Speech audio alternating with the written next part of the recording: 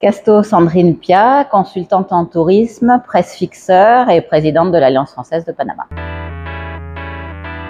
Je vis dans la capitale depuis 21 ans, mais je circule beaucoup dans le pays.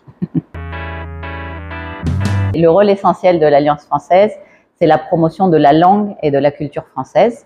C'est une association qui a été créée il y a à peu près 140 ans maintenant par des personnages très illustres comme Ferdinand de Lesseps ou Louis Pasteur. Si on pense au futur proche, en 2023, on va avoir pas mal d'événements, mais s'il faut en choisir un qui serait particulier, ce serait un hommage qu'on va faire à la styliste française Hélène Brébart, qu'on va faire en commun avec le musée du Canal interocéanique, sans doute au moment de la Fashion Week en septembre-octobre.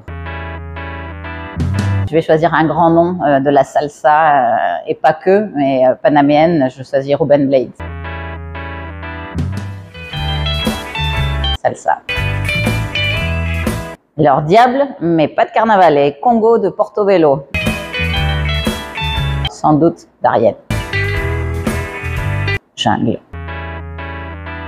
Je dirais canopée, chukunake et pirogue. Il y a 3 ans maintenant, c'était juste avant la pandémie, je faisais une inspection à Bocas del Toro dans une plantation de café. Et dans la plantation, il y a un des employés de Nogbe qui nous avertit qu'une maman Oslo avait été tuée malheureusement par un chasseur, par un braconnier, et qu'il y avait le petit qui était dans la propriété, donc on risquait peut-être de le croiser. Et au moment où on est allé dans la maison où il séchait les fèves de cacao, le petit Oslo est arrivé et en fait il m'a sauté dessus, mais très gentiment sur l'arrière, sur les épaules, et il a joué avec moi pendant un quart d'heure, 20 minutes, comme si c'était un bébé chat. C'était absolument extraordinaire.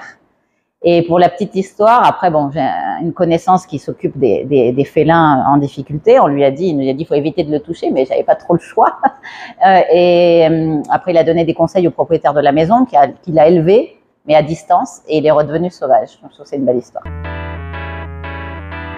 Ce serait de faire une immersion dans une des communautés indigènes, que ce soit les Kuna, les Zambera, les Nogbe ou les Nassau. Enfin, il y a 7 ethnies, donc il y a l'embarras du choix.